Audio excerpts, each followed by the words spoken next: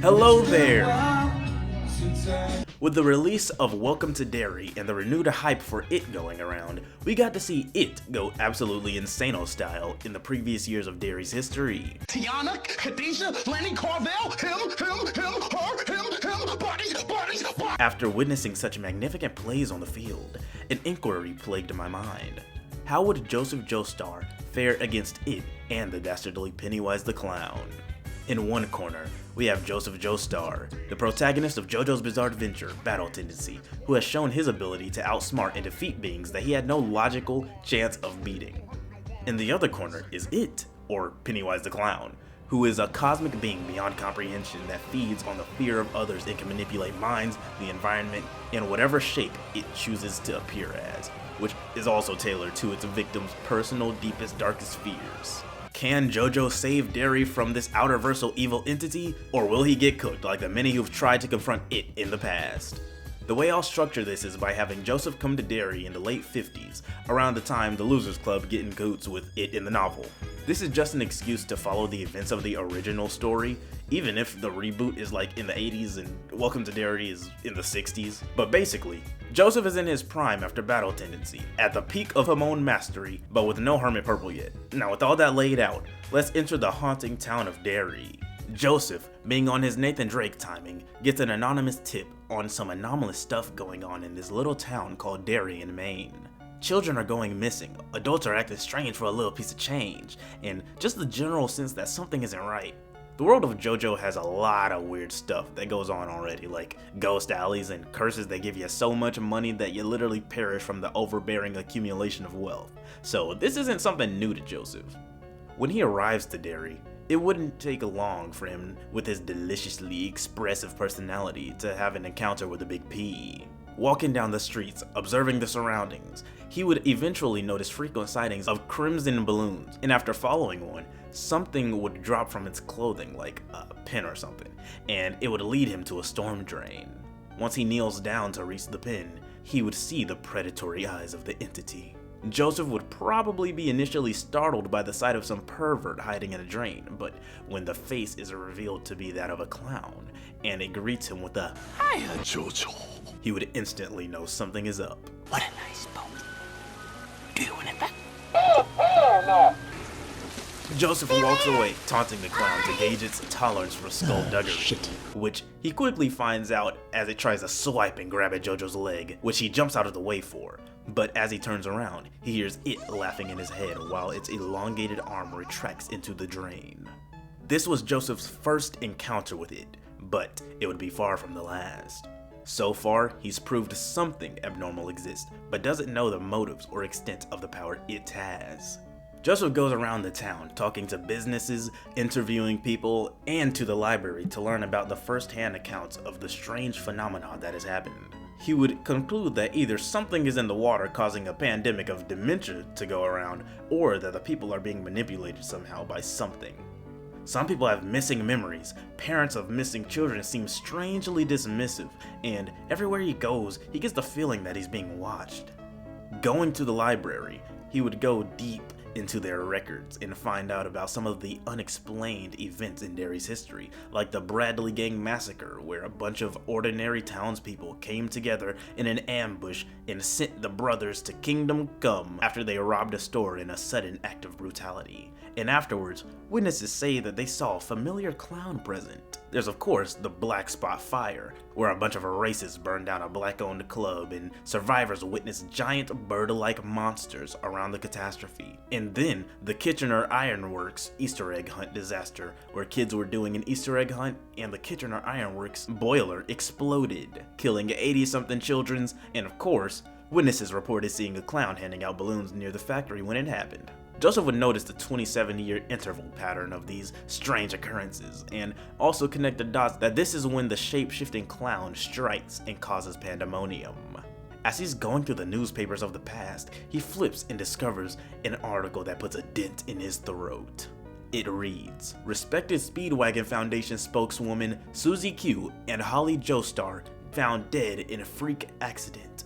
He flips, aghast. Caesar Zeppeli's death found due to betrayal by Joseph Joestar? His mind spirals, reawakening emotions he thought he had conquered. As his clothes start to capture his sweat, he refocuses himself, remembering that whatever this monster is, it can manipulate minds. He turns around to leave so he can contact someone at the Foundation, and as he goes towards the stairs, he sees a bubble float by. Following the bubble out of morbid curiosity, he turns a few corners, only to see the bubble turn red, filling with blood. The bubble expands and pops, covering his face with blood. At this point, he's thoroughly freaked out, but as he wipes his eyes and looks down with a blurry vision, he sees the flattened, gory body of Caesar Zeppeli.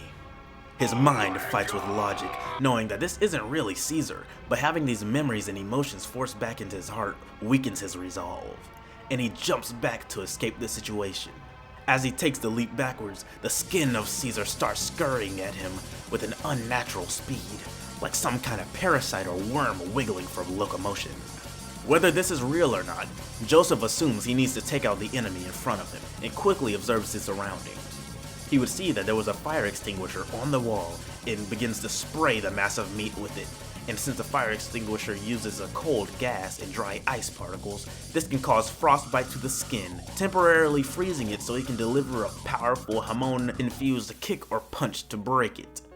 Hearing the sounds of a grown man screaming and shooting a fire extinguisher at nothing, one of the workers would probably kick him out at that moment. And as he walks out, he realizes that the few younger aged kids in the library reacted differently to the sight of the blood on his face than the adults did. This is when he puts it together, using that special Joestar intuition. Only the kids are able to fully witness the horrors of it, and that must be the connection to why there are specifically children going missing opposed to adults.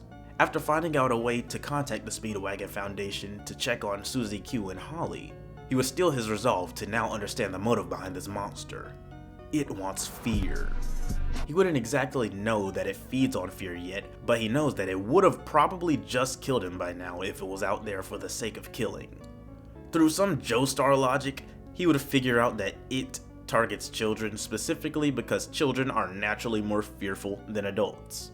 If you're wondering why it's attacking Joseph, a 30-year-old adult, well, you see, it's because the video won't freaking exist if the freaking monster had no freaking interest in Joseph. Now that he knows more about this freaked out monster, and that it can take many forms, he now has to focus on a way to find it and kill it. Taking notes on the places it seems to always appear, the different witness accounts on the many forms it's taken over the years, and probably even interviewing some kids about where they see red balloons or freaky stuff happening, Joseph would logically realize it likes to play in the sewer system.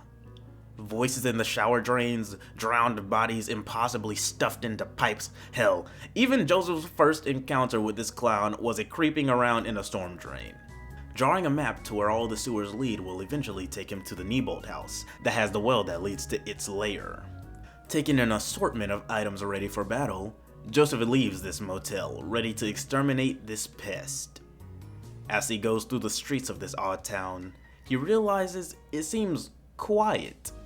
Too quiet with all these people around. Then he realizes everyone is staring at him as he goes down the street.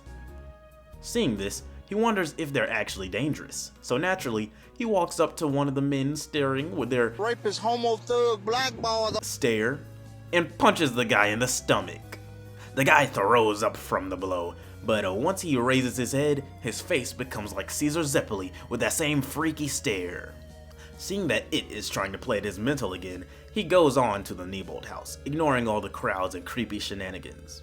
Once he enters the house, he looks around to find out a way to get to the basement, as a well leading to the sewers obviously wouldn't be upstairs. As he's checking the rooms and other living spaces, he looks down the dark hall to see the silhouette of a little girl, which says, "Daddy?" Joseph sees this and calls out in case if it really is some lost kid playing around in this derelict house. When he does this, the kid runs away into another room, which Joseph promptly ignores and continues to search for the door to the basement. Whenever he gets close to the right door, the little girl, appearing slightly older and around middle school age, walks behind him. It's none other than Holly Joestar. Oh my god. This thing is really pulling out all the cards, Joseph says. Holly starts to then taunt Joseph, saying that him coming here was like a deliciously tantalizing steak dinner being airplaned into a baby's mouth.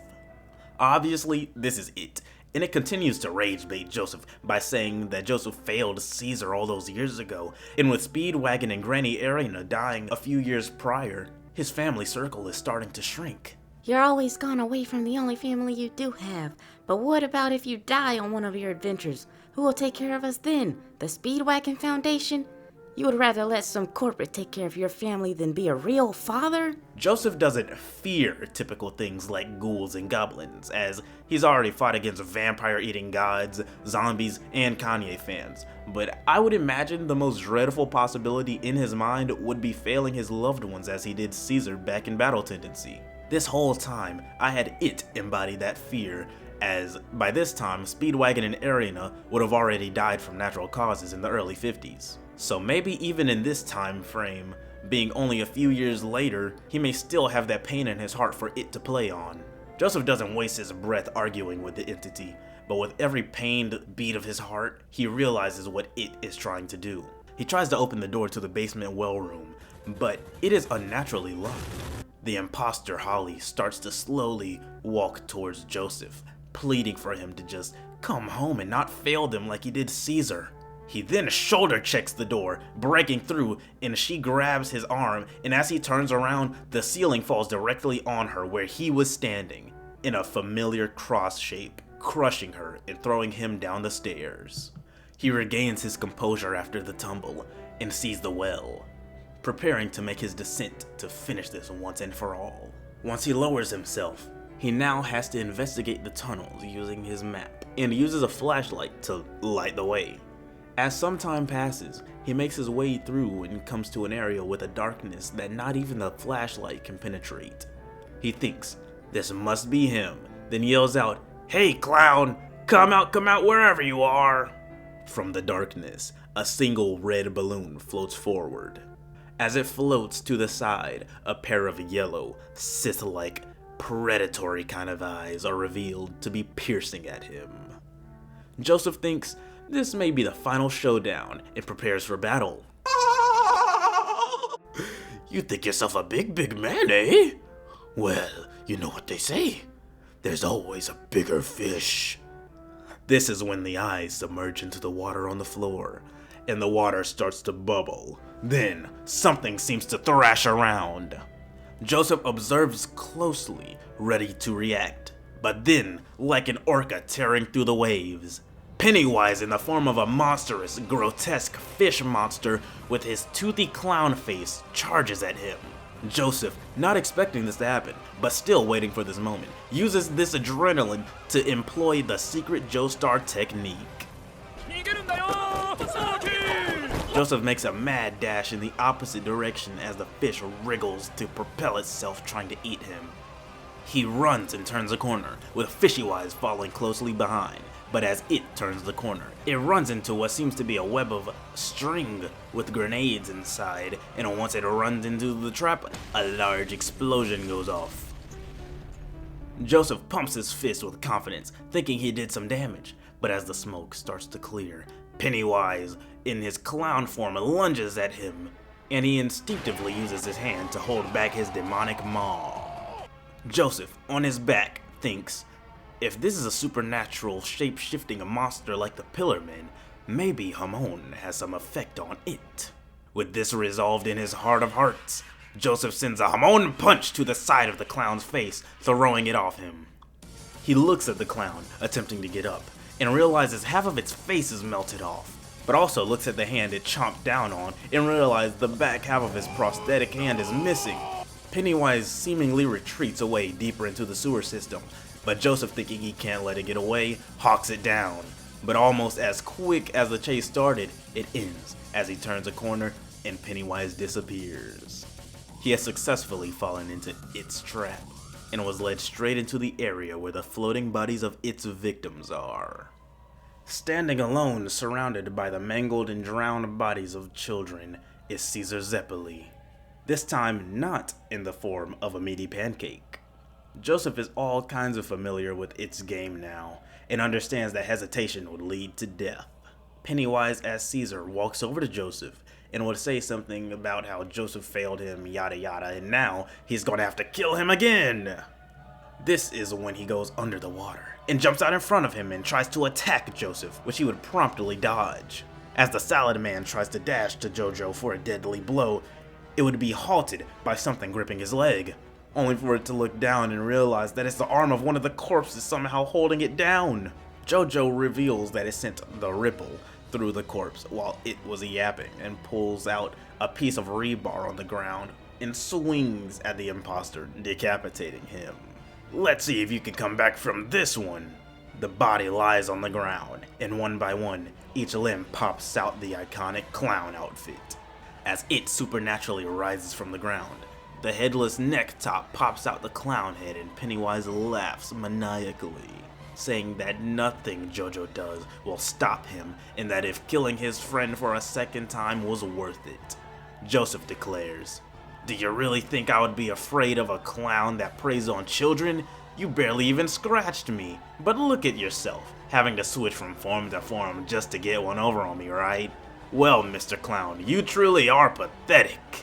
This struck a nerve in Pennywise. Oh, me, small? I am the eater of worlds. You're just a clown. Hasta minuto. Me lo como. Salsa y picante. You think I'm pathetic, do you? Your next line is, I will show you true horror. Pennywise has now been successfully rage baited, and with this rage comes Pennywise transforming into his giant spider form. It takes a hold of Joseph with its giant hands and reveals the deadlights, its true form that will send his consciousness flying through the macrocosm for it to feed on and rid his body of his vibrant life. Along with the multitude of colors flashing on Jojo's face, the clown's eyes glow excitingly, ready to finally rid its feeding ground of this pest, and asks Joseph if witnessing true horror is as funny of a joke as he thought it would be. This is when several deafening pops go off, forcing Pennywise to drop Jojo. Joseph, unexpectedly, starts to laugh and rises from the ground with a pistol in his hand. For his neutral special, he wields a gun. Pennywise is now panicking, trying to shine the deadlights at Joseph's face as he stands there and continues to shoot the giant monster, forcing it to shrink down into a pitiful form with every single shot. Joseph slowly walks forward, only to trip and almost fall over some trash and debris in front of him. Well, how? This can't be! Your next line is, how is this possible? Well, clown, while you were mentioning all that talk about showing me true horror, I thought if you wanted to kill me, you would have just stabbed me or bit down on me. But instead, you told me to witness. In that instant, I gambled and used this handy flashlight to temporarily blind myself so I wouldn't have to witness whatever crap you were talking about. And yes, it was hilarious. Joseph laughs maniacally as his vision slowly comes back and he shines the light on the weakened and petrified Pennywise. For some reason unknown to Joseph, even the flashlight seems to be ticking away at its HP. He gets closer and closer, laughter and confidence overriding any fear, which gives a way for Pennywise to be opened up like a Christmas gift, and of course, his beating heart gets a hormone-infused boot over the top of it. The scrotum-headed clown disintegrates with the last word, fear, lingering in the air. Joseph sees no more proof of the monster around and heads out of the sewers, covered in God knows whose excrement, but ready to report his findings and conclude his stay in this evil town. In conclusion, can Joseph Joestar outsmart it? The answer is a resounding No. or probably not. I had to work around the craziest excuses for it to not just create some fine shit for Jojo to get locked between the legs of and get eaten while he was inside and distracted. But along with that, I used the Pennywise logic from the recent remakes of it, where it basically got bullied into submission by a bunch of kids cause the power of belief goes crazy. This is why random things like the ripple, gun bullets, and even a flashlight at the end damaged it. Joseph believed in his heart of hearts that Hamon and whatnot genuinely were the answer to defeating the monster. If you were gonna say that it's because of the turtle god Maturin's protection, or the ritual of Chud, or any other explanation that requires me to listen to a college lecture about the subtle factors that contributed to it, Yes, I know. And no, I don't care. The movie, it depicts a very weaker Pennywise compared to the novel, I think. And I don't want to make Joseph trip balls doing a ritual where he has to do a try not to laugh challenge while biting the tongue of an outer-versal malevolent entity. Yes, that was the real ritual of Chud, by the way, not lying. So yeah, anyway, stay tuned for the next video, and I want some milk. Goodbye.